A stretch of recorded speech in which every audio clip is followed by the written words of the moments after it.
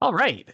Hi, everybody. Welcome back to another episode of Access Exceed. This is Gearface. Joining me today is Snake. Snake, thank you so much for being here. Glad to be here. Thanks for having me. Yeah, of course. And Snake has the dubious honor to be teaching me about King Knight today. King Knight, a character as is my role on this show, I know nothing about. Never looked at his kit before. I think he has boosts. That's about all I got. So Snake's here to teach me all I need to know about him. So thank you so much for helping me out with this guy, Snake. I'm looking forward to it. Same here. Couple disclaimers, as always, before we get started. Number one, we're going to be playing to win on this show. That's not the only way you can play Exceed. You can play Exceed for fun. As a matter of fact, I recommend you do, because if you do play Exceed for fun, you might have fun playing it. Which seems like a good thing.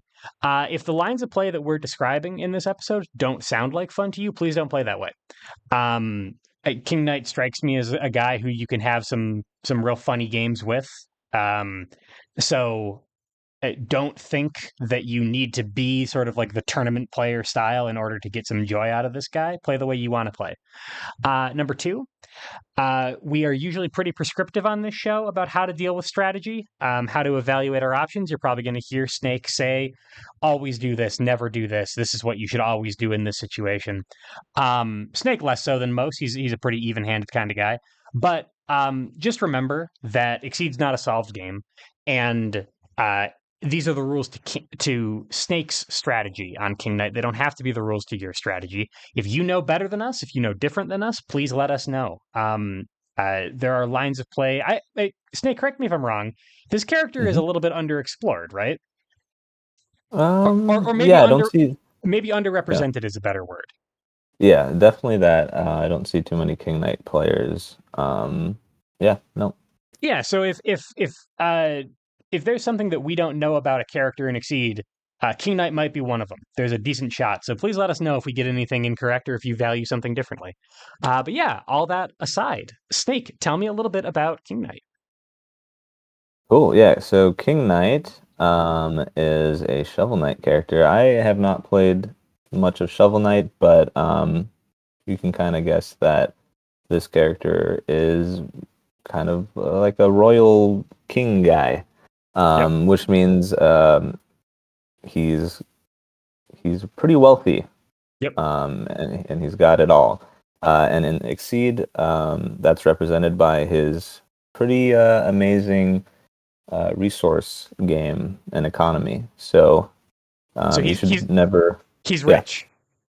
yeah, he's rich, Perfect. All right. you're overflowing with cards, and that's actually we usually talk about the weakness at the end of these, at least in the two videos that I've done with you. But I think his weakness is something that should be kind of talked about up front because it's something that you have to be careful about when you are playing him and trying to enact your game plan. And that weakness is what you might think is a good thing, which is drawing tons of cards. Because his front side ability you may boost with your royal decrees. We will talk about that. But the main thing, after resolving a decree or continuous boost, you draw a card. So you're Okay. pretty much, whenever you're playing a continuous boost, you're also pretty much preparing. Oh, okay. Um, So you are taking some very economical turns with this guy. yes, Okay. right. And so you're going to be wanting to boost a lot, but maybe not because the weakness here is running out of your deck. It's really easy to get carried away with boosting, and then before you know it, you've only got a few cards and you've already reshuffled, and you haven't done enough damage to finish the game. So Okay. that's going to be something to look out for as we play this character. Okay. And just rules clarification for people who might not know, because this gets questions a lot. Resolving a continuous boost. All right, I got grasp in my hand. I am Snake. We're playing a game. I am boosting grasp. Mhm. Grasp is now Yep. resolved. Yep. Resolving just means you put the boost in play and you do any now effects on the boost.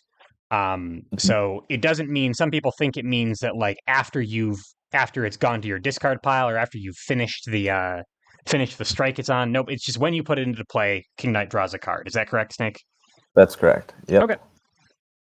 So yeah, he gets to draw anytime he does that, or places decrees. So King Knight's got these really cool things called decrees, which we have over here. He's got access to two of these on his front side, these two, and then when he exceeds, he gets access to another two. I guess the front side, they're called royal decrees, and then when he's flipped, he gains access to his glorious decrees. Okay. And these are boosts, continuous boosts that can't be removed. So tech won't get rid of them, and you can ensure that it'll stay in play, and it's up to you to be able to cash out on it. They cost force. So the front side, the royal decrees on the front side cost 3 each. The glorious decrees on the back side, when you get access to them, they cost 4 each. But which sounds pretty expensive. But as we've said, King Knight's got all the money in the world, so he can pay for these. He's got a lot of cards. I'm looking at the effects on these, and these look like super boosts. They are +2 power, +2 armor. Now close 1 or 2. +1 power, +2 speed. Can't be tacked. Oh, yeah. Like these are very very strong boosts. And also, Snake, these don't like live in your hand, right? Or like these are just kind of off to the side somewhere. So so most of the time when we evaluate, like let's take that grasp for example that I just boosted. This is a 0 force boost, except that really it was 1 force because this card grasp is a force. So I'm spending, if I spent 1 force and brutal coronation, this is actually a 2 force boost. But these, because they're not in my hand, they're not anywhere else. These are literally 3 force because I can't use these any other way. Right. Okay, so are they a little bit cheaper than they seem, or are they actually that expensive? Well, let's see. So on Royal Decree, we have +1 power, +2 speed. Ryu's got +2 power, +2 speed on an Ultra, which costs 1 force as well. So this is not as many stats as that, but the benefit of this, I think a lot of the benefit of these is that they can't go away. You can't tech them. Okay, so yeah. and Ryu's Ultra boost, if I remember correctly, is an Ultra and a 1 force boost, so that's a 3 force boost. So this is it's the same cost for slightly less stats, but you're not spending the boost as well, because this isn't in your hand and you can't tech it. Okay, so at worst they're like a side grade, and they're really strong boosts. Okay, cool. And the really nice thing about them is that you have access to them at all times. So as opposed to what is it? I forget the name of the Ryu boost already. Way of the Warrior. Oh yeah, Way of the Warrior. Yep. You might not start with it in your hand, and you gotta dig for it if you want to find it. This you can kind of always rely on being there if you need it in a pinch. Right. Okay. So that's kind of also the benefit of that. Gotcha. But yeah, and in terms of the costs, though, you always got to keep in mind though that you're also drawing anytime you boost. So it's kind of those numbers get a little skewed when thinking about how everything, the cost of it, because you kind of get refunded a little bit by drawing a card when you're boosting. So so I could pay this Royal Decree. This is my deck. This is my hand. Let's pretend I could play this Royal Decree, spending 3 force, putting this card in play, this boost in play, and then drawing this. So I'm going force negative, but and then I'm sorry, and then drawing for end of turn. Right. So I would be going 1 force negative, which is not that bad for how strong this boost is. Yeah. Okay. Definitely. That makes sense. Yep. And then right, and you get to keep that same ability on the flip side. Pretty much everything is the same, except now you've got the access to the even better decrees. So these are definitely some really strong boosts. Wow. Yeah. These are okay. Those are amazing. Yeah. So, 3 power, 3 armor. command grab effect, really scary command grab effect, and you draw 2 cards afterward. Mhm. And to Way of the Warrior, but with movement on top of it. Yeah. Wow. Yep. Okay. Very good. Um, so that's definitely something you could be going for is, exceed. And the nice thing about the exceed is it doesn't really give up too much tempo because you also get to get that kicker, you get to draw cards. So it's pretty Right. much it's a decent refill for the hand and probably worth getting access to those decrees. Everything else is the same though. You still draw just one anytime you boost a continuous or play a decree. Okay. And the other thing that we haven't explicitly mentioned, I get each of these once, right? Because clean Yes. up, seal this card. Hmm. Uh, I can boost with them if they are not sealed. So I don't get to recur these. I only have one copy. I'm getting these one time every game. Right. Yep. Okay. So it's all about kind of making the most of them. That's kind Yep. of the name of the game with King Knight for sure. Makes sense. Okay. Hmm. Cool. So yeah, I guess we can get into the specials. Yeah. Let's. Unless there's any other questions about the. I have a feeling that we will be revisiting uh the boosts and what to put them on and Mhm. talking a little bit more about like his payouts in terms of his gauge and stuff. So let's learn about the kit first and then Sure. come back to that. All right. Where do we want to Cool. start? Um, I'm down to go left to right. Sure thing. So So yeah. tell me about Healing Hammer. So healing hammer. Um. Oh yeah. This season introduced force specials. Ah, So this is one of them. It costs 1 force to play. Uh, it's a 6 speed. You can seal it, or it yeah, you can seal it to gain 4 life and add the top 2 cards of your discard pile to your gauge. So it kind of is a gauge generator as well as a healing situation, which is always good. Um, I like to use this special when I suspect that a setup that I have is being diffused by the opponent via a block or something, which which is kind of the worst thing that could happen if you're setting up all these stats. You do a lot of cards, and now you want to strike.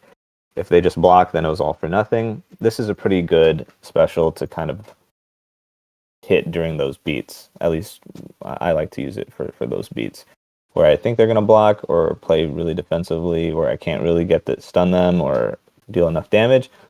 Um, they can't prevent me from gaining 4 life. So it's as if I kind of got that 4 in. It almost feels like an ignore armor option, just in the opposite way. okay. Um, yeah. So, and And I then know yeah. that none of these have ignore armor on them. And if I see King Knight put down Glorious Decree pay to win, he's got +3 power, +3 armor. I know that I'm not stunning him. Uh, I might be afraid enough to block there, and that's kind of what this is for. It's a mix up option, but it's a mix up option that heals you. Yeah. Hmm. Okay. Oh, puts cards engaged, which is also a good thing. Right. Um. Okay. And you get 2 of these per game, right? Because if you're sealing this, it's not going to your reshuffle. You don't you don't get the ability to play this 4 times a game. So this isn't quite as much healing and gauge generation as it looks like, but it's still substantial. Yeah. Definitely. You Okay. could choose not to seal it when you play it, but I usually do because it's good to generate that gauge. There's a in terms of gauge generation, we want to flip for those decrees. Also, you could be setting up for a king of cards, which we'll get into. But basically, it's the ultra where the more resources you have when you play it, the better it is because you're spending a lot of force. Okay. So this card kind of helps you generate those stored resources. Okay. Makes Um, sense. hmm And then as for the boost, it also costs a force. That's a good one. You get extra speed and you get to reposition, so that can help you get into ranges where you can threaten some, you know, good stuff. So that's pretty good. Makes sense. So both sides of this card are pretty useful. The boost, so because you're passing the turn, you're getting +1 speed, and you're moving into a spot where you can threaten something important.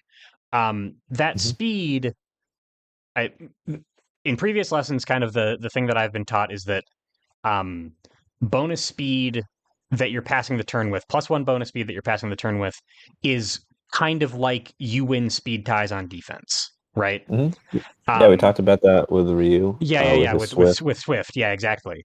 Um, so so just with the bonus speed, um, I guess I guess I guess what I'm wondering is like, isn't it isn't it normally better? Well, I guess maybe it's not normally better to just be initiating with something uh, Hmm. on curve or something like that, because you might not have something that you want to strike with. So is this just kind of like a neutral Yeah. pass turn boost that you want to use while you're moving around? Um, it's definitely I would use it more for yeah, it's kind of like it's more like a reposition without giving up that speed advantage, pretty much. Okay, So, because a lot of those with block being that card that we don't want to deal with, or maybe them crossing out, kind of making your set whatever setup you have just kind of null. Um, Getting into ranges where you can threaten things like a spike, right? So if they're hugging you at range one, it's because you probably don't have any power boosts to break their slow stuff, and they don't right, want to get crushed by spike. So this kind of helps you, keep the distance and get them still scared about the stuff that they can't really play super safe um, against. okay, that makes sense. So you're using it when you want to move. You're not necessarily using it when you want speed, but the speed is going to help you Hmm. confirm whatever mid speed that you're throwing out. Right. Okay, Yep. that makes sense. Cool. I mean, it could certainly be used as a stall tool because I do think part of King Knight's game plan, something that he can do well because of so much drawing, just like any character that has a lot of draw, is kind of form those EX attacks in their hand. Right, So you could keep dancing around with this and kind of definitely stall to get those key EXs that you need. right. Um, yeah, That makes sense. And we should reiterate from the character ability, none of them say it, but every single one of these boosts also draws you a card. yeah, hmm, Because it looks like with the exception of this one, because this is an instant boost. Um, right, but all the ones with the little plus symbol on them. yeah, Okay, there's even more value baked into this than it looks like. That makes sense. right. Hmm. Okay. So yeah, onto Scepter Slam. So this is his fast dive, King Knight's fast dive. Closes 3 and is a 5 speed. So that's good. Um, it's 2 power, but you can spend force to gain +1 power for each force spent. Um, in terms of the spending effect, I would only use it if it were gonna break you know guard of an attack. I wouldn't get the Right. extra damage in if it didn't really matter, because Right. one force per 1 power is not a great deal. And even though King Knight draws a lot of cards and has a great economy, we still want to be careful about the pitching cards from hand, and that includes paying for force costs and paying for the decrees. Okay. It does matter, I think, what cards you're pitching, as obvious as that might sound, but you just want to be wary about when spending with King Knight, um, what cards you're giving up, because you don't want to miss out on too much damage, because before you know it, you're like, yay, I'm paying for all these things and I can do it because I'm King Knight, but then you're lacking all the damage because you were pitching your some really good You damage cards. Yeah, I've noticed so far that we've got a 2 damage healing move and something that Hmm. has a return on investment of 1 power per force. So if you're pitching sweep or something, Yeah. like he does not seem like a high damage character outside of a couple important attacks. So like it actually seems like it's possible to run out of damage with him. Um, Hmm. and speaking of something that you said earlier about like you would only spend if you were trying to hit a break point. Like people who don't know if this is a character that that you haven't sort of internalized the breakpoint math exceed yet. One of the common ones you're trying to hit is sweeps 6. So if you can hit 7 damage, that's awesome. But this on its own would never be able to do that. You'd cap out at 5 damage. But there's Mhm. a lot of very useful like 4 damage specials in Exceed. Reuse Tatsu is one, for example. So hitting that 5 damage threshold can actually be really useful. And the benefit of this is that you get to decide to spend that force after your opponent has already revealed their card. So if you see a Mhm. Tatsu, you're like, cool, I'm spending 3 force and I win this strike clean. If you see that they dropped an assault, tried to defend on curve, you don't have to spend anything. You're winning for free anyway. You're just going to win for less damage. Is that mostly right, Snake? Mhm. Yeah, that's pretty much right. And Okay. all it takes really is a +2 power boost, which is on grasp and also on charge up, to then be able to threaten, break, and sweeps with it and whatnot. So with a lot of things for King Knight, he's just kind of one boost away from making these attacks pretty bonkers. That makes sense. And this is also, I mean, this is above curve at 4, so it'd be a solid Yeah. defensive option. So there's actually quite a bit Mhm. going on with this card. It's just expensive, like a lot of King Knight stuff seems to be. Right. And this is a card that a lot of your opponents, when you're playing King Knight, they're going to try to bait out. So they might initiate at range 4, and you're like, oh, okay, I got my fast dive. But they're just sweeping. And this one feels really bad into slow cards like Focus or Sweep. Right. So you want to kind of suss out those baits because, don't want to really mash this willy-nilly. Right. And if you have a setup in place, they're probably not trying to bait this out with sweep anymore. They're trying to bait it out with Hmm. focus or cross or something like that to make you waste your value. Yeah, yeah, Okay. exactly. That's kind of the whole thing the opponent should be doing for against King Knight is definitely making you waste your value. So it's that kind of tug of war of seeing, okay, should I cash out on this? When do I do this and whatnot? Okay. That makes sense. Mhm. So then onto the boost, unsteady ground that costs a force. It allows you to push or pull the opponent 2, and then they can choose to spend the gauge. If they do not, you get to take another action. So this is definitely an interesting one. It's kind of a nice one early game when they don't have gauge to spend, so they don't have that option to, cancel you out of your own boost.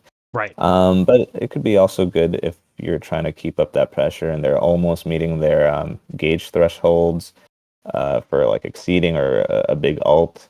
You can kind of put that pressure on them because you might be pulling them into a position where now you're threatening something really crazy and they might need to get out of it. They'll spend that gauge, they get to take their turn, but that might be something that you're okay with. Right. In Um, in your mhm. experience, are people mostly going to be, I guess, how should I put this? Is King Knight taking another turn scary enough that your opponent is usually willing to spend that gauge? I'd say if you have a boost in play, yeah, because you can maybe, you'd probably be moving them somewhere there that they would not be able to win I gotcha. if you struck. I gotcha. This would be a really good like second boost to play then in a boost war or something. You're saying, this King Knight might not be so scary that my opponent's going to pay a gauge, but this King Knight might be. And they might be so afraid Mhm. of what Oh this yeah. King Knight is doing that they would be willing to pay a gauge to try to stop me from doing it. Yeah, and I would say if I were them, I mean, it is worth if they've got a setup, and you can position so that you are less likely to lose. You pay that gauge and you just kind of deal with it. Right. Okay. But yeah. So I as King Knight should be using this to confirm a setup, not just to move my opponent around, it sounds like. Yeah, if you and have a backup plan, because if you pull them 2 and then they spend the gauge and then they get to strike and you're in a bad position defensively, then that sucks for you. Right. So um, yeah, you definitely want to be ready for that the scenario where they do spend that gauge. That makes sense. I So don't so really kind boost this one too much though. I mean, so if we're talking about like attack and boost quality, I would probably be playing the. I mean, because the attack's pretty good, Right. and it combos with a lot of stuff nicely. So that boost, you would have to be in a position where you're very confident that you can kind of make something of it. Right. Yeah. Okay, that makes sense. So if you are able to, yeah, let's here talk board state for a second here. Sure. If you are, you know, here and are able to get Ryu into the corner or something, Mm-hmm. now it feels pretty good to put this down, and then you're like, all right, cancel it if you want to. Um, Yeah. and I already kind of got something good out of it. And if they do cancel it, if they do take their action back, maybe you don't have your full setup, but you have the backup plan.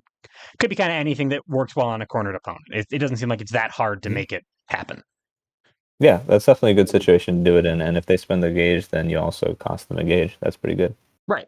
That makes sense. Yeah. And if they Hmm. don't, presumably you have something that made it worth it to play this boost, either another scary boost or an EX attack or something that you can get some value out of. Definitely. Yep. Makes sense. Okay, cool. Hmm. All right. On to the next special, spin jump. So I think this one I would consider as my favorite special that he has. This one's fun. Before close one, so it hits range 1 to 2. And when you hit, you get to advance 3 or 4, and then you can play a continuous boost from your hand and sustain it. So, yeah, this one's cool. If you're in the right position, first of all, that advance can get you out of a sweep situation. So if Right. you're like here, you hit, you advance 4, you dodge a sweep, gets you out of the corner, and you get to play a boost. And the cool thing about this is when you play the boost during the strike here, you still get to draw from your with your unique ability. Okay. So it's kind of like a boost and draw situation. Um, so yeah, and you get to sustain it, so you're preparing for the next turn too. So it's always fun to kind of sometimes reactively spin jump so that you kind of skip the boost step of the next turn, and you can just go straight to striking Right. with your boosted You attack. you kind of used your opponent's turn to set up something for you to capitalize with Hmm. on your turn. That makes Yep. sense. So, and this is slightly below curve. So on Hmm. defense, this might be a little bit riskier, but the reward would be higher because you are getting that turn compression. But Right. in terms of how these interact with, so like let's say that I put down um I got this in my hand, I put down spin jump, I reveal spin jump, I hit. Okay, the hit effect, I play a continuous boost. This speed does not get me anything from this strike because Yeah. I already hit, right? There's no way that Yeah. that could help Hmm. me. But Hmm. what about this? Yeah. Does this make spin jump hit for 6? Yes. Hmm. Interesting. Okay. Because the damage comes after the hit step. Right. So on hit, you've put extra power in, and then now you calculate damage, and now we're sitting at 6 power here. Okay. Hmm. And then strike resolves, I do all my stuff, I get my gauge, all that stuff. And now coming into my next turn, I still have this. So Yep. I would be able to get speed going into the next strike, but I would be able to get power both on this strike and the next strike. Yeah. Yeah. Power is definitely a good one. I probably am doing power most of the Okay. time. And it can't be a decree, Um, so that means that the power is going to be coming from one of these boosts, it looks like. hmm. Okay. Yeah. Or So either grasp. charge up, Kingmaker if you're in the right situation. Yeah. Grasp. Hmm. Okay. Sometimes defend's good on it too. If somehow you are gonna be trading after playing this, you Oh, get to have I'll one. see what my opponent's playing before I put this down. So I'll know. Yeah. Okay. Interesting. Mm-hmm. All right. So and then if I need that defend for the next strike for whatever reason, and I'll know the board state. If they want, if Yeah. again, if he Tatsu'd me, Hmm. he's going to wind up here. Cool. Defend would really make this assault that I have in my hand better. So I have all Yeah. sorts of Exactly. little ways to make the next strike be more in my favor by reading the board state. Then Yeah, it's fun and flexible. Yeah, you can even like change up your. You can even go further than advancing 4, you can go like full board by boosting to me minions. Um, because yeah, now effects also trigger when you play them mid Oh, strike. okay. So I would be like, all right, so we're here. Close Mhm. one, 1, 2, 3, 4. Boost to me my minions. Go I here. don't know why you go that far, but yeah, you But could you do that. could, you Yes. could, you could go full board with this. That sounds fun. Yeah. Yeah, yeah. Okay. So there's a lot of flexibility. Another one that I like to do is brutal coronation. If you're low on cards, then you get to kind of refill mid strike. Okay. Um, so yeah, just a lot of cool combos that you can figure out by playing them a bit. Yeah, so definitely a cool attack, and yeah, there's a couple boosts that I mean it's pretty good with if you tackle any boost on it, like light. Right. Um, Now it's above curve. yeah, and You put a power Mhm. boost on it, and then you put a power boost on it during the strike. Now Yeah, it's stunning sweep. exactly. Okay, Hmm. yeah. So this is just shy of a couple important breakpoints that you could use to make it really really scary. Exactly. Yep. Interesting. Uh, Okay. and then it's boost edict. It's definitely a bit more situational and better when you have more cards in your discard pile, which doesn't take too long to do as King Knight though, because you're just spending and spending. Right. So yeah, you get to make your attack EX as long as there's a copy in the discard pile. Okay. Uh, so I mean, and it costs 1 force, but I don't know. It can be helpful if you've got if you're in the market for an EX attack and you don't want to really boost anything else. Is it important enough to my game plan that I should be trying to have like one copy of a lot of things, but not both copies of a lot of things in my discard pile? Because so if I have both copies of Hmm. Grasp in my discard pile, Hmm. Grasp cannot be an EX attack. It doesn't. There's no way to do that because I don't have Grasp. Hmm. So should I like? Is it important enough that I should be controlling what I'm spending to make sure that I always have like both sides of a mix up available as an EX attack in my discard pile? Yeah, I mean, I think it's always important to kind of make sure you got your options up, but I don't think this boost makes it that much more important. Okay, so I do wouldn't that. say I'm playing to make that happen. Do that because it's good exceed fundamentals, not necessarily because Edict is so strong. Hmm. For people who peek behind the curtain, last week I recorded a Minato lesson with my friend Taxi, and he has a line of Oh, play there you go. that's all about having one copy in your discard pile for EX attacks. So I've got it on the brain. Um, Yeah, it's it sounds like uh, from how you're describing it, it sounds like you would prefer to play spin jump most of the time. yeah. I Oh, definitely would be playing this most of the time. If it's not a good time to play it, I would see maybe, do I need an EX attack? Would that be good right now? But you know, yeah, I would say on this one, I'm more leaning towards the attack. okay, that makes sense. Hmm. How about And when really uh, quick, when you mentioned you did a Minato lesson, and you're like Minato lesson with, I was like, if he says anyone besides Taxi, it would feel a little bit wrong. oh yeah, no, But he's the only. I mean, he's the taxi cab. He's the taxi cab from Cab Stand. yeah, So it hmm has to be him. exactly. Look Yeah, so, forward to that so lesson, good on folks. By the way, that lesson's a banger. I hope you enjoy it when it comes out. Um, you. it was a fun one. Yeah, tell me about Scepter Smite though. All right, Scepter Smite is I guess the yeah, looking at it, the special that can do the most damage and can more easily break not only sweep but focus if you've got some extra power tacked on. Sure. So if the opponent has 4 or more guard plus 2 power. So this hurts things like focus, um, sweep, funnily enough, not block because block's only got 3 guard. Oh yeah, But yeah, just kind of the slow stuff, slow guardy things. and this also works with it's not printed guard. So if my opponent puts down defend, Mhm. well, I mean defend is usually for things with no guard at all. So Right. they're unlikely to make themselves vulnerable just with putting that down. It's not for Hmm. effective guard. It's for guard period that you're looking for. Right. Well, faultless defense though from season 7, Sure, that okay. would work Yeah, now pretty well suddenly on you're guaranteeing you're hitting for 6. it. Hmm. Okay, so this Yeah. is So this is pretty just a good. mid speed, but it's a mid speed that when you put some power on it, it can get really scary. Hmm. Okay.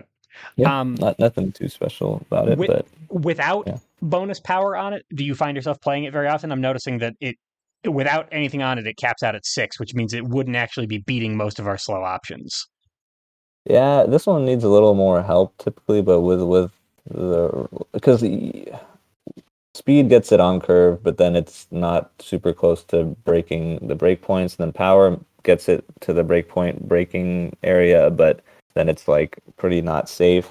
Right. So So if only there it was a needs a bit more way, help. if only there was a way to get both power and speed at the same time, Yes, Snake. yes. So yeah, there are some things we can do to get Scepter Smite to look pretty nice. But until those things are put into play, it's not an attack that I'm striking with too often Okay. because you can just set up so much more, safe and strong attacks as King Knight. Right. Um, but when the time is right, a good Scepter Smite is definitely good. Makes sense. All right. And then Mhm. how about charge up? I think I've seen this boost before. Is this on a couple of season 4 characters? I'm not sure actually. I I it, like maybe Shovel Knight. yeah, I yeah, think yeah. Shovel You Knight's know what? You're definitely. right. It's on Shovel and Shield. He's got it on something. Okay, so this Yeah. is 2 power and 2 guard. So Hmm. tell me a little bit about this one. So I think the two guard plays really nicely with EX attacks because then you get that 4 total guardiness, and King Knight's really good at doing those EX attacks. So I like this even more than just a plain old Fierce from Grasp because this can kind of really support not so fast EXs and allow them to kind of withstand some of the quicker attacks your opponent might be putting out. So it's like Fierce with a little bit more help. It Okay. costs 1 extra force, but once again, we're King Knight, so we don't really care. Right. And Um, I'm yeah. also from previous lessons looking at actually King Knight's maybe a bad example because he does have 2 power attacks, but most characters their attacks bottom out at 3 power with grasp. So 2 Hmm. guard on its own typically is not getting you very much, right? Yeah. Right. Okay. So you would put this on something that has kind of middling defenses anyway, which looking at his kit he doesn't really have. So EX attacks is kind of where you're doing this. Hmm. If you aren't using an EX attack, is there would you rather just mostly play fierce? Depends. If you want to keep that, this is nice if you want to keep your, range 1, speed 7 option. Oh, sure. Because Scepter Smite is less safe than Grasp at range 1. It depends on what you want up. If you actually want to hit with this thing, right? If you want that 8 power Scepter Smite, then you boost Fierce and then you try to hit with Scepter Smite. Right. If you want to kind of keep your grasp up, so it's kind of based on the situation that you're in. Okay. That two guard's also helpful if your opponent's boosting some power and you kind of want to make your slow tanky cards a little tankier. Oh, sure. That makes Um, sense. yeah.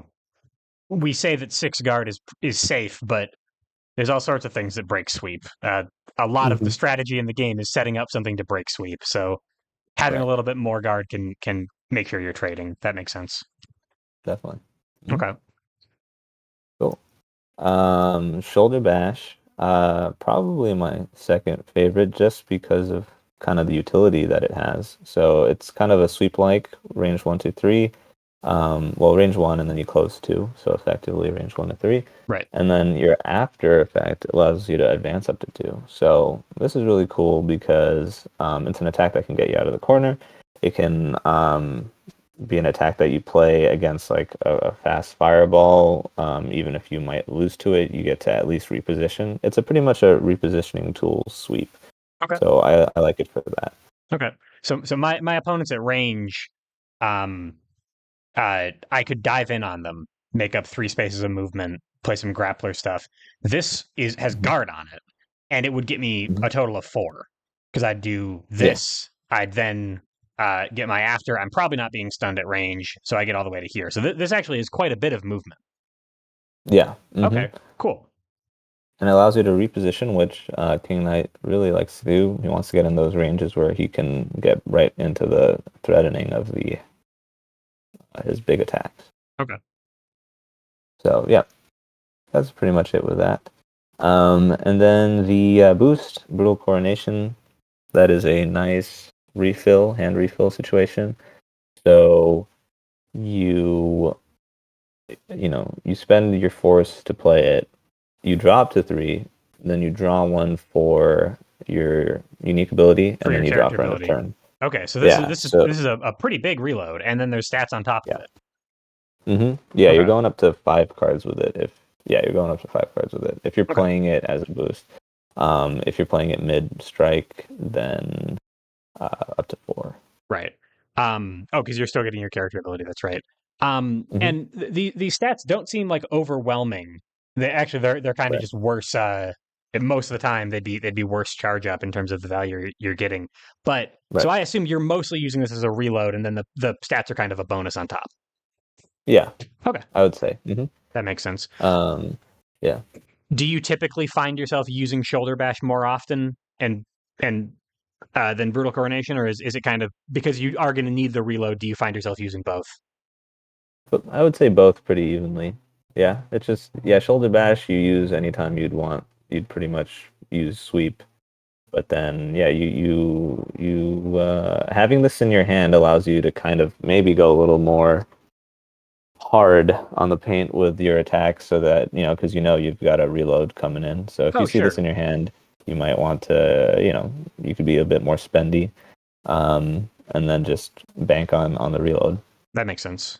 Cool. Okay. Hmm. So a lot of his boosts are, some of them are stats, some of them are repositioning tools. He kind of has like a big mix of them. I'm noticing that almost Hmm. all of them are actually every single one of them so far has been a force cost. So these are all fairly expensive, Hmm. which ties in with his theme of having a lot of money but needing to spend it. Um, Hmm. I'm also noticing that like without boosts on them, part of it might be because we've got our boy Ryu here, who's kind of a stats monster. None of Hmm. these seem like overwhelmingly powerful. Um, Right. he's got some cool utility stuff in spin jump. He's got some movement stuff in shoulder bash, but mostly it seems like his stuff is kind of underwhelming without a big scary boost in play. Is Hmm. that mostly Yeah, true? Okay. that's true. Yep. So most He of he's gonna need the help from boosts. Okay, and so most of my you mentioned a couple times that some of the things he can do with all his card draw is get EX attacks that can help. He can set up for important strikes with his various movement tools, which is also something that he's going to need to do. So I've got to be positioning, Hmm. I've got to be filtering for cards in my hand. I'm doing all this stuff, and then I'm looking for a big payout. And I assume that those big payouts are Hmm. mostly going to come from here. Yeah, yep. Okay, If yeah, you definitely you play these when you're ready to, get that payout going. okay, In terms of the sort of, you just don't want to overcommit. Just kind of like, yeah, that's the main thing I would say with King Knight is, um, I think you could be content with one boost, especially in the climate of season 6 and season 7. It's less viable to try to make an incredibly strong, impossible to beat strike. right. While it's definitely possible with King Knight, it's because of all the disruption, you could just be wasting your time and your resources. So I would say King Knight currently is kind of content with a boost and then a strike kind of situation. Kind Little of like pattern is just play in that yeah. rhythm. You're building up a you're not boost warring necessarily. You're kind Right. of playing to the tempo of the game. And Hmm. for people who aren't familiar with older Exceed, when when King Knight was first in competitive rotation and until fairly recently, the meta was seasons 2 through 5, and that it stayed that way for quite a while. And those seasons, Snake, correct me if I'm wrong, were much more they were much slower, much more kind of I take my turn, you take your turn, and we're both kind of jockeying for this slow positional or stat advantage where we're not doing 25 things on our turn. Right. Okay. Yep. Yeah, he was my main during that time, and it was a time where you would just kind of get into these boost wars, and then King Knight could 100% win because he's got all the boosts you could ever ask for. Right. But now, season 6, season 7, they're kind of designed to disrupt that play pattern. Right. So King Knight has to adapt currently, and he can still get a lot of his stuff off. You just got to be a lot more wary of stacking up your boosts and committing a little too much into these strikes. Because Right. one thing to remember is, you're drawing every time you play a boost. Your opponent isn't. When that happens, you're gonna overflow. You're gonna lose. You're gonna have to dish some cards. You're going through your deck. Right. Just don't get too carried away. Right. Okay. That makes sense. And also, I mean, like if you whiff having committed a ton of resources, or if they did, season 6 full of speed dodges, they're full of range dodges, you characters will know that you can do this stuff. They will find ways around it. If you whiff, you've Mhm. committed a ton and got nothing out of it, and that's bad for everybody. Yep. Okay. hmm That makes sense. Um you want to talk a little bit about the ultras? Yes. All Yep. right. So King of Cards, that's an alt. Um, yeah, it's a pretty big one. This It's hits it's for definitely Snake, this yeah. hits for 15 on curve.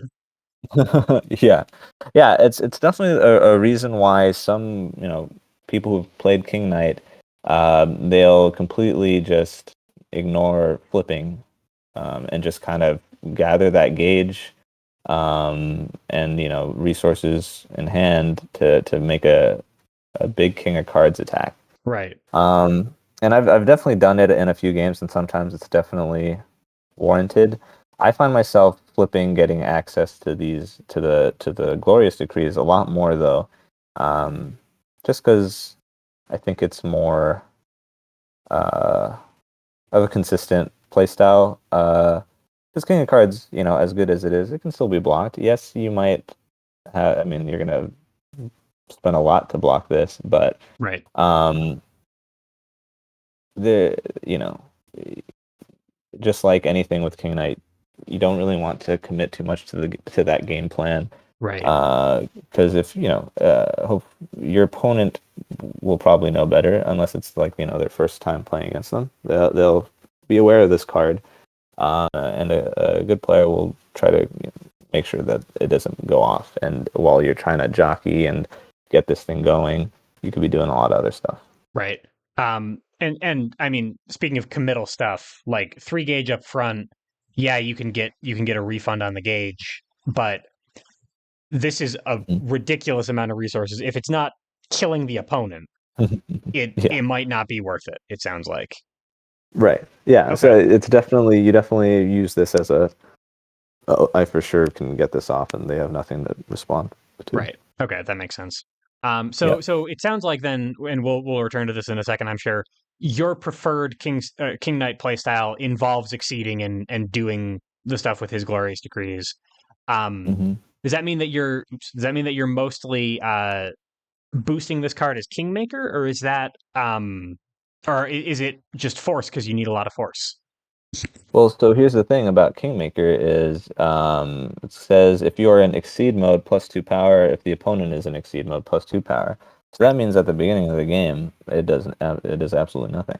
Right. So yeah, early game, it's just pretty much I'm using it as force cost, which Okay. is pretty nice. It's I mean, you probably want to be boosting one of these two royal decrees somewhere in your first couple, 2 to 3 strikes, 2 to 4 maybe. Right. Um, so this is a good card to pitch for that because the boost does nothing for your early game. Um, and I don't know. I don't think you'll be trying to hit King of Cards super early either. Right. Sure. So You because yeah, you I'm you need that big oftentimes resource running it. advantage. Yeah. Okay. hmm So I pitch this along with something else, and then play a decree. Um, but yeah, the boost is super good when I mean, it's just another light exceeded yourself. If your opponent is exceeded, it's another fierce, and if you're both exceeded, it's Way of the Warrior. So Yeah, which is it pretty can be good. good. Yeah, it's a Interesting. good boost. And like you're in control of half of this. You've got like you'll know when you're exceeded when you get it. Um, Hmm. in the more modern meta where we have like season 6 involved where they can flip back and forth, you might not be, Yeah, or honestly if you're playing against Ryu who's not going to exceed in most of his games, you might yeah, not have this +2 power, but sweep's a good card. You don't always want to give up sweep to play light. You might be more hmm willing to give up an ultra that you weren't planning on playing anyway to play light. yeah. And I'm glad the speed is tied to your own exceed. Right. If it were the other way around, then that would kind of you'd be sad to not see that speed Right. um, in Okay. your own terms. So you're one of the few characters who cares about whether your opponent's in exceed mode. So you can, I don't know Hmm. if it'd be enough to be like a denial tool, but you can at least make them a little bit more scared when they're exceeded. But otherwise, it's Yeah, light is good, and you can use light to make Scepter Smite on curve. You got all sorts of fun stuff you can do. yeah. It is funny to think about a season 6 character just like so like King Knight Just boosts this, and they're just in exceed mode, and they just revert. they They're just like, they oh, just revert, take minus another two action power. strike into you. Yeah, yeah, and now you don't have to worry about the power. That's kind That of fun. that would be really funny. Yeah. So, Tell me about and then Victory yeah. Trumpets. Victory trumpets. I think it's a cool attack. I don't use it that often as an attack, but the purpose of this is so that it kind of falls into that game plan of cashing out and not hitting into blocks and trying to figure that out with your opponent. Right. This allows you to kind of delay a little bit and keep the boost that you set up without giving it all away on a strike that actually won't do anything to your opponent. Right. So if you think that your opponent is baiting or trying to make nothing of what you've set up, you can play Victory Trumpets, and it's calculated from the center space of the arena. It sustains your boosts, it pulls them, and it also doesn't seal your decrees. So this is a good way of keeping your decrees in play if you think that the opponent was just blocking or playing something that you can't really cash out into. Okay. This is a baiting tool or a defensive tool that Yeah. you would use to keep your stuff live long enough so that whatever boost they put up or whatever strike they had might go away so that you have an ability to run the game plan that you wanted to run. And at Hmm. 6 defense and 3 speed, it's probably not getting stunned anytime soon. Hmm. And I'm also noticing that the thing that you really want out of it, the after and the do not seal this cleanup, you don't even need Hmm. a hit for. Yeah, exactly. So the Yep. the the actual range band of this would hit from basically it hits these 3 spaces and these 3 spaces, right? It just Yeah. doesn't hit the middle 3. Hmm. Um, do you care about hitting this, or is it mostly just that you want to play it when you're sustaining? Yeah, I would say just the main things to look out for when you're playing this: don't get stunned by a spike or whatever, or anything that can stun this. Right. And yeah, I don't care to. It does 0 damage unless you've got some power boosts on it. It's always nice to kind of hit it when you've got power boost live. Right. But it's definitely not the main concern. You kind of use it just to stall while keeping your kind of like a fake out. Yeah, keep Okay. your boost live. Okay. Um, So and so then you would yeah. be willing to play it if we were here and you knew pretty much guaranteed unless they crossed out for whatever reason that this wasn't going to hit. Yes. Okay. I mean, if I know that they're playing in a way that will make very little use of my boosts. Right. Right. And otherwise you wouldn't play it at all. Otherwise you would be cashing out Yeah. with the thing that you were trying to hit with anyway. Yeah, exactly. Yeah. So if I'm not gonna hit and I think they're playing something that I can't cash out on, yeah, I would probably play this. That makes sense. Okay. And then what about Royal Tribute?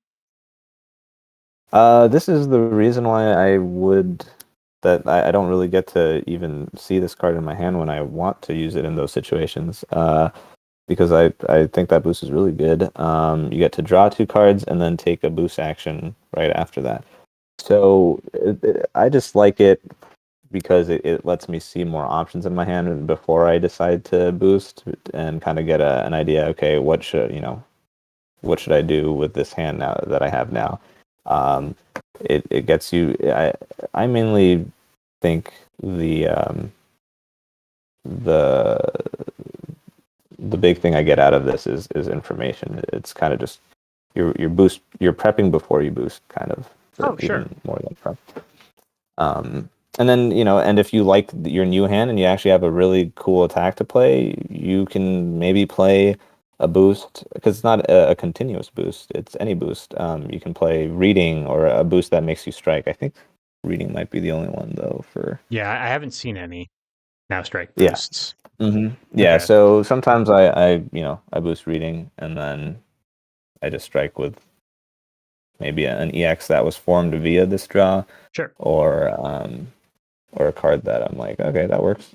sure. But So also, I'm also noticing that like on King Knight's character card, the boost action is what you're doing when you're using your royal or glorious decrees.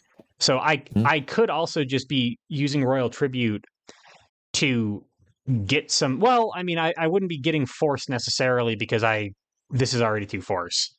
But mhm, like if I get something, if I get 2 cards, I don't want to boost with either of them.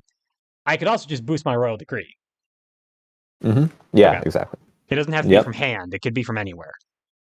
right. Okay, that makes Yeah, sense. and it's always you also get the chance of because to pay for the decrees, it's usually nice to pitch an ultra and well, at least with this ultra and some other card. With this card, if you boost it, you know you'll still have that same amount of force. Right, So might as well boost it, and then if you decide, okay, let me decree, boom, and you might even get more by drawing into an ultra or something. right, sure. So So it's speculative force draw. It could be just 2. It could be 4 that you're getting. yeah, Okay, yeah, exactly. cool. That makes sense. Yep. So this is always just seeing it. I kind of it might not be the best thing, but I kind of it's just hard for me not to like insta boost it because you get to see more options, maybe better boosts to play. I think the curiosity is really tempting with that with this Right, boost. sure. And Uh, that also, I mean, the first card we talked about was Healing Hammer, which I know doesn't let you sustain all of your boosts and stuff, but this you sort of said is a way to if you think that your opponent is playing in a way to deny you your boosts, this mhm, could be a way to deal with that. So mhm. is part of the Yeah, reason that you're doing that because the real reason that you would have the real way that you would use to fix that problem is the boost is too good to ignore. maybe. Okay, that makes It's sense. almost like a therapy session for King Knight episode. Like, It's do you think it stems from yeah, the it the stems from fact that your deep love of royal tribute that you use healing hammer as an attack for to mitigate boost denial. Um, yeah. I am not a psychologist. Please do not take any medical advice from me in any way. All right, so that's the No, I kit. mean, yeah, these videos I feel like sometimes have that effect though, where you're like, oh, you know what? Yeah, I'm thinking about this kid in a certain way, and saying it out loud, gets me thinking. Gets So you thinking about it's stuff always that nice. hopefully, well, I'm glad I can I can provide something because you're definitely you, the value's coming from you here. I will maintain, but I appreciate you saying that. So I've It's a got, team effort. if you say so. So I've got a kit of cards here, um, and it seems like a lot of what's going on with King Knight is is finding ways to set up really scary payouts with these. Yeah, Do I we mean, do we want to go over these in detail as well as kind of extra cards? sure.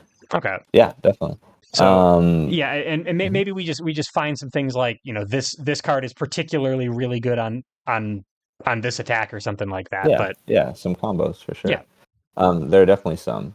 And with in terms of the game plan, though, I mean, I've had games where I don't boost any of these at all, and I'm just kind of in the tempo or the vibe of just kind of boosting regularly and winning strikes, and that's kind of what it's about. It's really the I would say the main game plan is play boosts, play big strikes, um, and then win your strikes. And sometimes that involves playing your decrees, right? So sometimes you want that speed, or you want that armor, you want that power, and you don't have it in hand. I would say decrees are there as your kind of, I don't really want to say fallback, because it can be good to just add the pressure that these decrees give. Right. But you know, that's an interesting motto with King Knight, is sometimes you have to say good enough is good enough. So it's like, if you don't really need these and you can, get away with boosting some of these, then go for it. I mean, you want to make really good attacks. It doesn't have to be perfect, but and then use these when you're like, dang, I really need this. It's Right. time. I wouldn't say Y- like, all right, I'm gonna force these in and let's make something of it. It's kind of just use them when you need them, just like with any of the other boosts, I would say. Right. And you'll always have these. They're always going to be not in your hand, but they're available until you use them. So Hmm. treating them as kind of like you said, maybe not a backup plan, but like a safety lever. Like, Hmm. I don't have anything to boost with. I got a lot of good attacks that could work well with them. Time to Hmm. bust one out. Yeah. Okay. Hmm.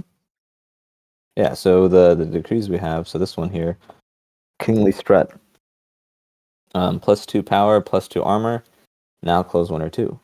So the decrees. So I mean, one thing to notice is between the royal and the glorious decrees, you got one armor power 1 from the royal, Yep. and then 1 power armor from the glorious. Right. You've got 1 speed power from the royal and 1 speed power from the glorious. Right. Also, you have 1 repositioning 1 in the royal, and you have 1 repositioning 1 in the glorious.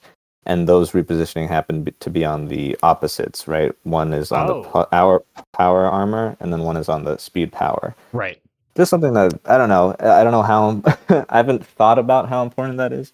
But that's just something that I always, remember. I'm like, okay, from the big ones, the big glorious ones, the movement is on the speed, Is on speed, and and on on the yeah, smaller ones, movements on armor. yeah, That makes yeah. sense. So it's something good to kind of keep in mind when you're thinking about your movement. So yeah, so this one I use mainly, mainly to for the repositioning, to be honest, while also keeping a stat pressure on them. Okay. And as long as I'm still, playing in a way that, I'm thinking about breakpoints and I'm thinking about my own breakpoints. But I would say I'm leaning heavily more towards the repositioning aspect of this boost. Right. Okay. Because in terms of power, like, we get that everywhere, So I'm not looking for a big delta with this one, to be honest. It's mainly like, oh, I'm kind of out of position, but I want to keep up the pressure. I don't just want to take a move action.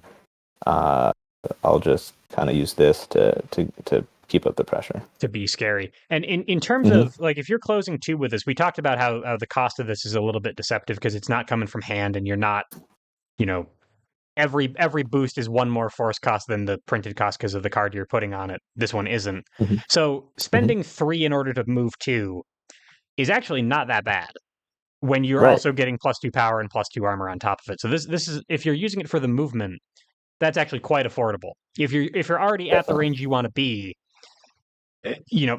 maybe put down uh charge up or something Hmm. instead and save yourself some force. Yeah, exactly. Okay. Yep. Although, one thing I'll say is, I think one thing that is done about King Knight, really well, is you shouldn't really ever feel kind of like, oh, I need a save, or this is too expensive. What's going to Right. happen to me Right. if I, it's just like, all like, if you want to do it, you just do it, and you'll be fine. King Knight's just got so much flow coming in. You have Uh, so much money so until you completely deck yourself out. yeah, that's when you run out. Right. That's the only Okay. time you actually feel like you've run out, is when you have 5 cards left in deck and you now have to play very carefully. Right. But you don't want to get to that point. Right. So yeah, so if I would say another motto for this character is just, if you want to do it and it's a good idea, uh, do it. Don't worry about, the your resources; they'll come in. Um, Spoken like a true yeah, monarch. This is some right. real one percenter logic. I feel like for King Knight. Yeah, you get to live that fantasy and exceed for sure. Awesome. This is a character to do so. Um, all right, and we've got Lordly Might. So yeah, I mean, kind of mini Way of the Warrior. Right. Um, extra power, extra speed.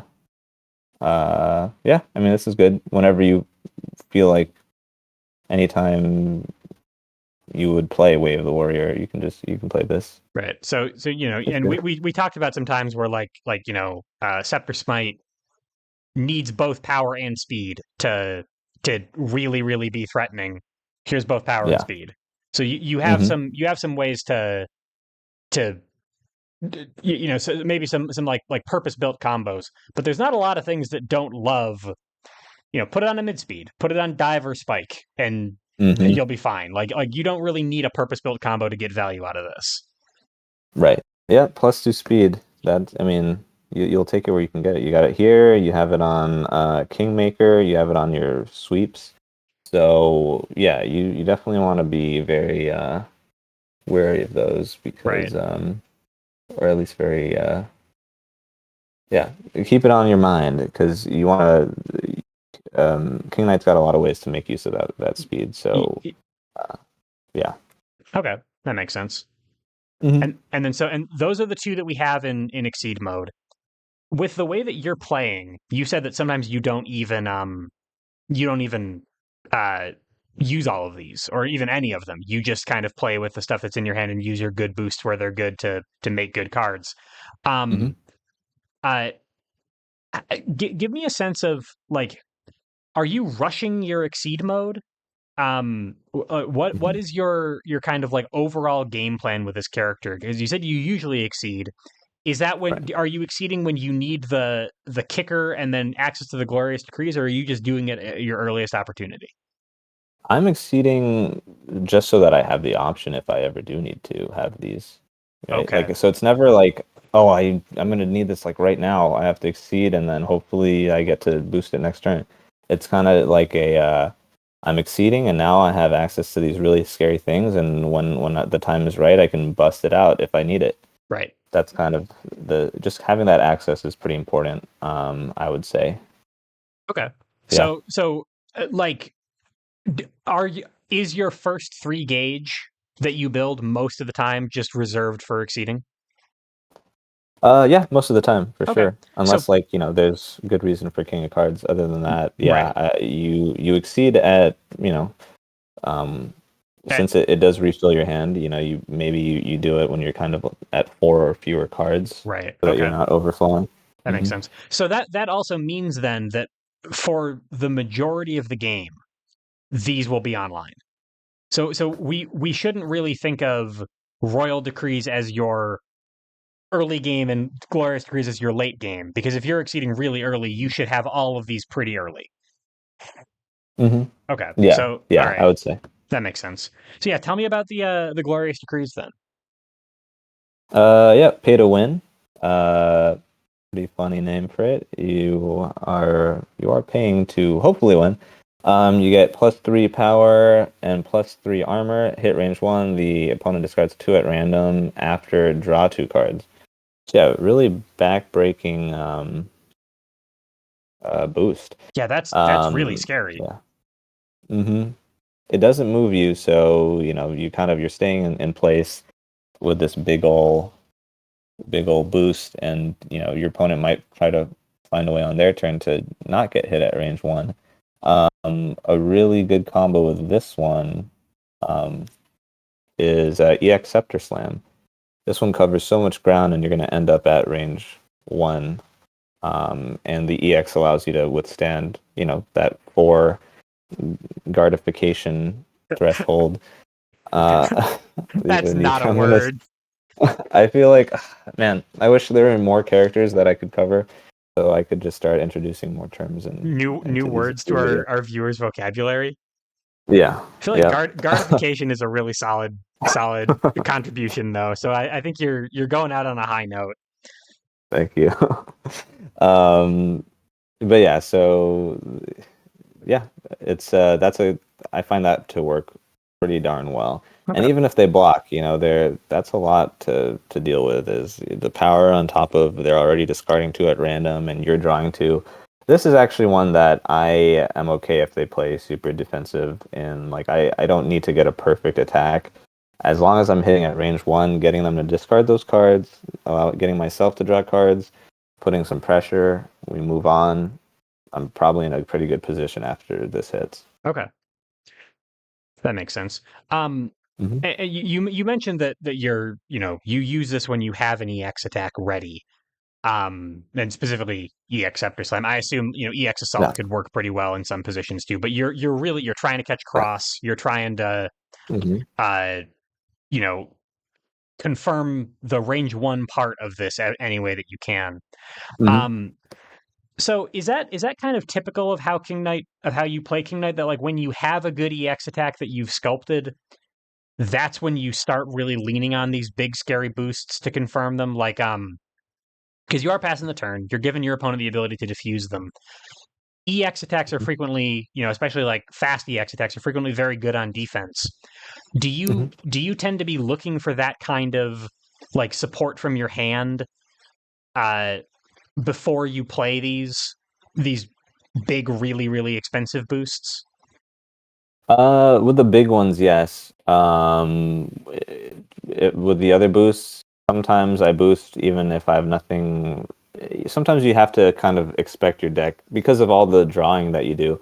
Kind of expect the answers that you're looking for to flow in. Right. So sometimes I'll boost thinking, I don't know, maybe I'll draw the second copy of this attack that I want to play with after boosting this, Right. and Okay. sometimes that works out.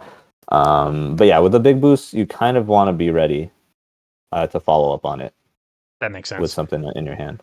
And yeah, I mean, and if it's so, and it's always like these are just kind of like thought of combos, but in any situation, maybe even playing sweep with this at range one works because I don't know, their graphs are down, or so you kind of always got to think about, as with anything, I guess. The situation you're in, and sometimes it'll be a good time to do these, or sometimes it won't. Sure. Yeah, Um, I feel like yeah. one of the things with characters like this who care so much about breakpoints and care so much about like making combos, that like Hmm. that when you're first starting out, that feels like the hard part. Where you're like, wait, okay, so EX sweep already beat sweep, so that's really good. But then if I put 2 power on EX assault, that's really good too. So like when you're first starting out, Hmm. just making those combos is tough. But when you are a little bit more experienced, that stuff comes a little bit easier. I feel like the hard part, the hard part to learn in the long run is like what you're Hmm. spending and how you're affording all of these things. Because like I could look at these, Hmm. I'm not the most experienced Exceed player in the world. I could look at a lot of these attacks and be like, uh, yeah, that's unbeatable. This combination of things is my opponent can't deal with this. So Hmm. after we wrap up the other decrees, the other question that I have about this is like, how are you how are you evaluating when the time is right to use these? How are you affording kind of the more economic side of things? Um, Hmm. but yeah, so Sure. yeah, maybe after we wrap up this last one, we can talk about that. But first, Okay. tell me a little bit about Magnificent Cape. All right. Magnificent Cape. And now we've got Way of the Warrior, plus some movement and repositioning. So yeah, that's really good. Right, So you can, if you find yourself even just kind of like somehow pushed really far where you can't fit in anything, this is definitely your life raft. Um, and you can get back in, and as long as you're at range 3, you're kind of threatening crazy stuff with this, as is the usual case with Way of the Warrior. right, But even if you're not far out, you could kind of stay in place, and I like to use it for if I do need to move though, um, or if I need that speed. Once again, it's like sometimes you just really want +2 speed, and if you have none of it anywhere, you right, just go like, okay. right, But it's definitely, you feel the best about playing this when you also get that repositioning right. that you need. But yeah, I mean, if you only need the speed, you're in exceed mode in order to play this. You could, if you just need the speed, you could just play Kingmaker, and that's too cheaper. Yeah. hmm So the movement is kind of the special part of this card, and you have speed elsewhere. So that kind of ties in with what you were saying earlier. Is like just boost with your regular stuff sometimes, and Right. then when you only have this to play, maybe think about this. Yeah, yeah, because you have the resources and the tools to win strikes, so use them. And if you don't have that speed, if you need speed, if you're like, I really want speed, and you don't have any, then you got this, and you can play Gotcha. it for sure, and that's fine enough reason to play it. That makes sense. Okay. So and that is the game plan, right? Like make these combos. Put your pretty good attacks, put some good boosts on them, make them really really scary. Yeah, So before we talk about economy, that just made me think of another question. How are you sure. are you treating him as a rushdown character because you've got so much card draw? Are you kind of more conservative as a King Knight player? Like how are you thinking about like the tempo of the game? Yeah. I used to be, I think pre-season 6, I probably would be put under the defensive set play King Knight character, just Okay. because you do the math, you put stuff in that makes your opponent cry, and then they try to do something about it, and you kind of just mess them up. But with all these characters running around, that can kind of disrupt. Um, and because I think generally, as the game's been changing, I think my tastes for characters have also changed. So I like to be a bit more aggressive than probably how I was when I was playing King Knight or Ryu and all that. So, yeah, recently I've been trying to play him a bit more aggressive and Okay. see how that works. Especially since, yeah, the way I was playing, once again, you can really run out of cards pretty easy, like you before you know it. So trying to be a bit more chill with the boosting and just kind of, you know, yeah, striking, adding pressure, but still making good attacks. So Right. I'd say I'm going towards a bit more of the aggressive play with King Knight. Okay, so you're saying like I'm putting down one boost, I'm striking. Back in the day, you would say, "All right, I have positioned myself in such a way over 4 or 5 turns. This is Yeah. unbeatable. You cannot like Yeah. I have paid out. You cannot stop this. It doesn't like hmm I won this strike. I won 2 strikes worth with this strike. Now Yeah. you're putting a boost down, and you're like, this is a mix up that is heavily skewed in my favor. It's not hmm guaranteed, but but you're gonna have like my opponent is gonna have to call it right, or they're gonna hit a really bad attack. So you're not totally guaranteed anymore, but you're doing it faster and hmm more consistently. Does that sound right? Yeah. Okay, Yep. That's right.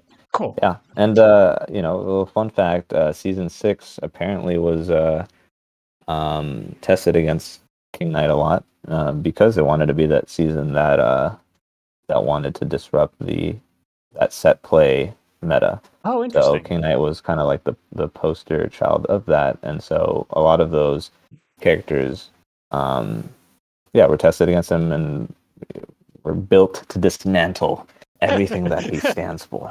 Right. So, So they're anti-monarchists. They're yes, okay, cool. So they're the proletariat. Good to know. Good to know. exactly. Um, So if you're playing King Knight, you got to watch out for these kids these running around trying to. these high schoolers down here. Yeah, All yeah, right. It's yes, that damn communist youth movement. true. So okay, so we've got kind of this sort of leaning more towards aggressive playstyle for the modern meta. hmm The other thing I wanted to ask about was how you are how you're affording these things. Um, hmm so everything here costs something. These cost a Yeah. lot. I'm drawing a lot of cards. hmm Um, uh, is this like I also the other thing I noticed you're spending 3 gauge to exceed, and then you're not playing these altars if you can help it. hmm Is a lot of your cost just coming from gauge? Um, I would say if I'm paying force costs, it's usually from hand. The first 3 gauge, as we talked about, I would use for flipping. Any other gauge I don't know. I like to keep it built up so at least King of Cards is a threat like late game, right? So you've already spent 3 gauge and you're still building up gauge.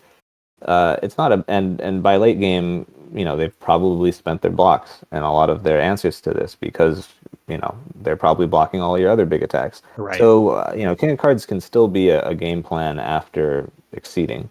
So I guess where I can help it, I try not to spend from gauge. Yeah. Although if you're seeing that, okay, this might be a grindy game, I might run out of time, then you might want to spend cards from gauge because, the more cards in your hand that you can hit your opponent with, the better when you're trying to get the damage out. Right. But yeah, so it's definitely a judgment call based on where you're at in the game. Right. And in terms of what to pitch for these things, yeah, whatever cards will be good in the position that you're going to end up after the next strike or whatnot. Uh, maybe hang on to your. Yeah, I guess in that way you got to think a move or two ahead. If you're spin jumping out to range 3 or 4, maybe don't pitch something that you know hits at that range. Right. So you definitely want to keep the cards that hit, and keep your damage dealing ones. Don't toss all your slows for the fast, Right. right? Right. Sure. Because you need that damage too. Yeah, and you need to maintain kind of different sides of that attack Mhm. triangle. Are there any cards Yeah. that you like really really are hesitant to spend? Like sometimes people are like, yeah, I'll spend block every time Hmm. with characters like this. Are there any cards that you're like, no way? That's like if I have to, I'll spend it, but otherwise, no way. Yeah. Uh, Not really. Yeah, it's I feel like kind of just something that you just got to learn to detach yourself from these things. You can't care about something too much.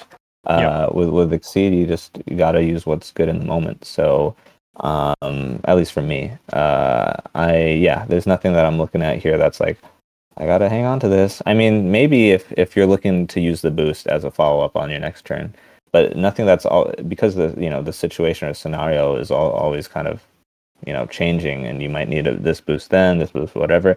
Right. I guess what I'll be thinking about to spend is like, okay, do I want to boost that next turn, or do I want to keep that around? Is there any way I can not spend that Right. if I want to use that? If I want to reload my hand, I might not want to spend shoulder bash.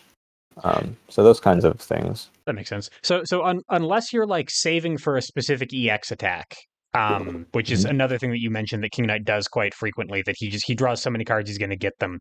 Is that more of an Yeah. opportunistic thing, or are you spending in a way to try to get those EX attacks to be more likely?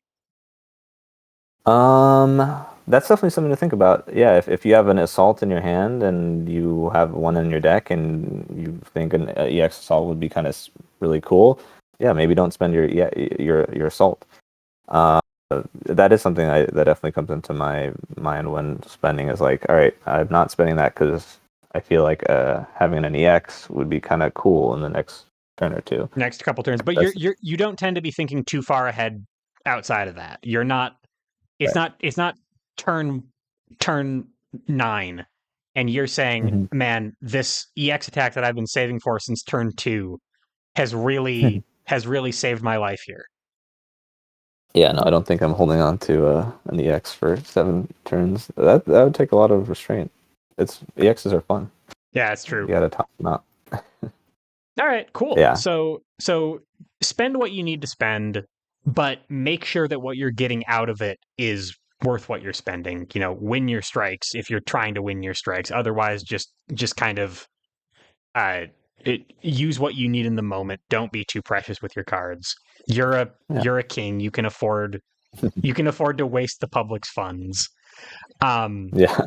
any notes about the normals? Do you tend to find yourself using those the way any other character would? Do you evaluate these any differently than for King Knight than you do for other characters? The normals or I their mean, boosts for that matter? not too much differently. Yeah, you like speed. Um, I guess with maybe I don't know. Spikes are always nice to have around. I guess for any character though, so that you always keep that threat live. Right. Um, Especially with a character like this though, I feel because they need to stay worried about that Blocking. range to 2 to 3 Yeah. block. Yeah. Yeah. I mean, Hmm. one of the first things you said when we were talking about the kit was like, your opponent's going to block you. You Hmm. need something like Healing Hammer to deal with that, so you get value out of your setup anyway. Spike's an even better Yeah. way to do that. Yeah. Hmm. Okay. All right, but other than that, Uh, we're pretty yeah. much using the normals like any other character would, just a character with some really crazy boosts. I'd say so. Yeah. Cool. Definitely. Makes sense. All right. How about and well, first of all, any other questions or any other comments about sort of the strategy or the game plan or anything that we missed during the lesson? Um, I think we covered just about everything. Cool. And then finally, we've talked about the King Knight things, and we talked a little bit about this. But how do you go about beating him? What are his weaknesses? What is my opponent going to be doing to stop me from doing all the King Knight stuff you've taught me? Yeah, really just do your best to call out how he might be cashing out on his stuff because it's definitely a real threat for him to run out of cards if he's just boosting willy-nilly. So eh, kind of being able to respond um, or bait out some of the options that you think he might be threatening with, attack of your own that can deal with it. Um, just waste his time, waste his resources, and he'll be kind of running out of stuff pretty soon. I'd say is the best thing to do. Okay, so you deny him value wherever you can. You make him you make him accept a less a less powerful payout because he's trying to get a guarantee out of something. You can't Yeah. you can't hit with range 2 spike with Glorious Decree up against Ryu because this Ryu has been keeping his Shoryuken the whole time. Hmm. And even the EX spike is not fast enough to deal with that. So you're going to have to just hit with assault or dive or something like that instead, and now it's a mix up instead of just being a guaranteed win for King Knight. So Yeah, okay, so just do stuff that makes him not get value out of his big boosts. I'd say. Okay, Yep. makes sense. And then any are they? Do you find that a certain card always gets parried out of your hand? Any Hmm. anything like that? A certain boost always gets teched. Um, Not really. I mean, light always gets teched. That's Right. just always. I mean, no matter who you are. Sure. And these can't get teched. That's I forgot about Yeah, that. these Right. ones. Yeah. Um, yeah, Kingmaker if it comes out. In terms of parry, not really anything. Yeah, because no card itself. Oh, and Right. they want to block your payouts. Yeah, exactly. Right. Right. Yeah. So I feel like when you're playing against King Knight, you would get a lot more value, out of just like blocking those big attacks that are is going to come. Right. Um, yeah. Uh, yeah. No conceals in this kit, so you're not we're not getting much parrying going on. Right. That makes sense. All right. Mhm. Anything else you wanted to cover? Or should we wrap it up? Yeah, I'd say that just about covers it. All right. Well, I hope that Snake, was helpful. it was great. Yeah, Snake, thank you so much. Really, really appreciate learning a little bit about this guy from you. As always, it was great talking to you. Yeah, it's always fun. Thanks for having me again for sadly, I guess the last time. Yeah, Um, until they invent more Exceed characters. I'm still gonna I've still got use for you. I will we'll Sweet. talk again. I have secret project stuff to discuss with you after we finish up Ooh, here. But that's exciting. for the audience at home, please wish Snake well. He's had a great tenure on this project. You can imagine uh, we flash back to his previous episodes They're in like grayscale. It's all in slow motion. We're talking about Ryu. We're talking about chaos. Yeah, it's been great talking to you, Snake. You're one of the people that I actually met through this project, so it's been great to get to know you and talk to you. Yeah, likewise. I'm glad you took me on for some of these characters. Glad I could share my thoughts on some of these, and yeah, really hope that the rest of the videos go really well. And thanks for doing all this. Yeah, thank you so much, and I'm happy to do it. All right, folks at home, thank you as well. Thank you for watching. I hope you learned something. Hope you had some fun. I will see you all for the next one. Goodbye, everybody. Goodbye.